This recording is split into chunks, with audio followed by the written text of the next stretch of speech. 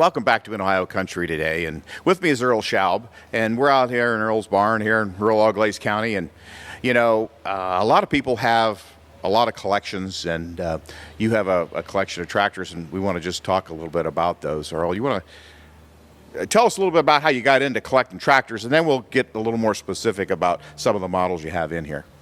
Well, Oliver's has always been, kind of home to me because when I was a kid, my dad, he bought an Oliver Super 55, just like this tractor here is a Super 55, a 1955 Super 55.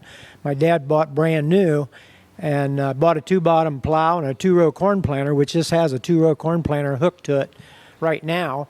And from that standpoint, when I was 10 years old, I started plowing with this tractor, and we farmed about 160 acres back at that time. So that was a lot of trips around the field plowing, and all we did was raise corn and soybeans and some hay and a little bit of wheat. So from that standpoint, my dad kind of got me hooked on Oliver tractors. They are kind of cool, and they got a really good. They're kind of a cool color and a good, cool color scheme. And you talked about what the significance of the Super 55 has to you. You want to talk about that a little bit more? You kind of led up to it, but how how old you were when you got on the seat of one of these tractors? Well, I was 10 years old when I started driving this tractor, and again we plowed a two-bottom plow with it, and we farmed approximately 160 acres and two-row corn planter.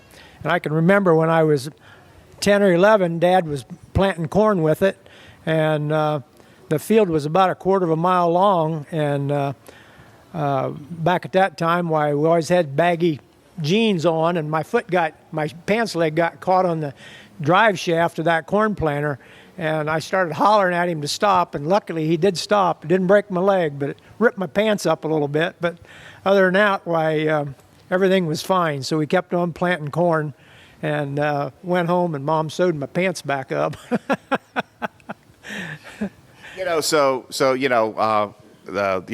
When you grow up on a farm and you do these kind of things, and a piece of equipment has a significance to you, you kind of want to have it. You've got some other ones down here, and you had made mention about one of the other tractors here. How you came upon that one?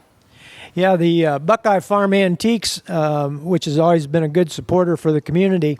They had a tractor raffle, and there's a Oliver 60 down there that they sold raffle tickets, and the guy that won that tractor in the raffle, he said he didn't really need a tractor. He lived in town, and so I ended up buying that Oliver 60 off of him.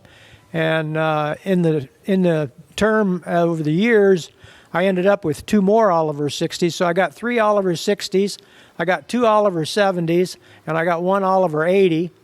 And then I got an Oliver 1800 sitting here right next to this Super 55. And I think there might be a couple more up there in the barn, but I won't mention them at this particular time. Well, a lot of tractor collectors, while they might have a lot, I'm not really brand particular. I have several different kinds, and I have a few more Alice Chalmers than I have anything else, but your collection is just strictly Oliver.